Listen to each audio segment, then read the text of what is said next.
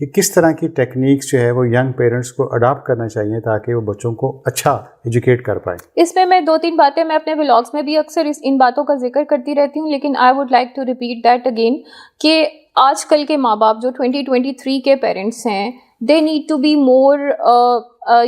Communicating with their children, और उन बच्चों के साथ वो ज़्यादा टाइम गुजारें, उनके साथ ज़्यादा कम्युनिकेट करें, और इंस्टेड ऑफ उनको डांटने डपटने के आप उनको अपने एस्पेक्ट से समझाएं। फॉर एग्जाम्पल, एक बात है, आपकी उस बात पे आपके बच्चे से अनबन हो गई है, आपका बच्चा एग्री नहीं कर रहा, आप भी एग्री नहीं कर रहे, you need to sit with the child for a while. आप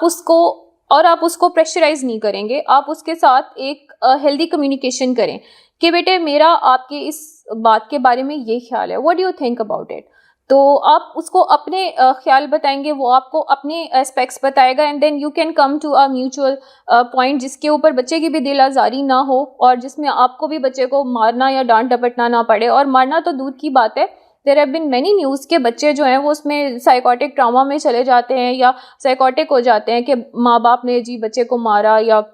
उसको डांटा डपटा ज़्यादा। और अगर आप बच्चे को ज़्यादा डांट डपट रहे हैं या आप उसको मार रहे हैं या आप उस पर बहुत ज़्यादा स्ट्रिक्ट मॉनिटरिंग कर रहे हैं, तो उसको घर से प्यार नहीं मिलेगा, कम मिलेगा, वो घर से भागेगा, बाहर रहेगा। अगर थोड़ा सा बड़ा हो जाए, एक बच्चे भी डिफरेंट उनकी एजेस होती हैं, छोटे बच्चे हैं, फिर टीन्स हैं और फिर एडल्ट्स हैं। तो अगर आपका बच्चा टीन में है और आप उससे डांट डपट रहे हो, वो घर ही नहीं रहेगा, वो बाहर दोस्तों के साथ जाना शुरू कर देगा, वो अपने फ्रेंड्स के साथ प्लान ज़्यादा बनाएगा, घर में रहेगा तो अपने कमरे में आइसोलेटेड होकर रहेगा, आपके साथ इंगेज नहीं होगा।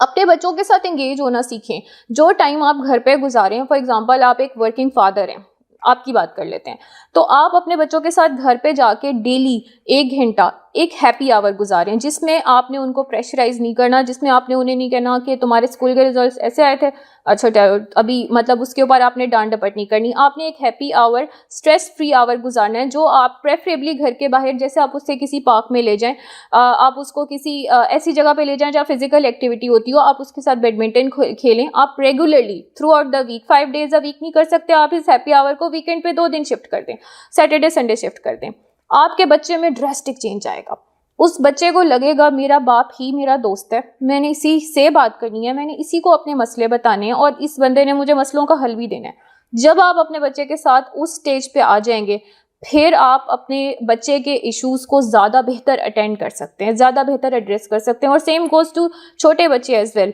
कि जो यंग पेरेंट्स हैं जिनके जस्ट बोर्न या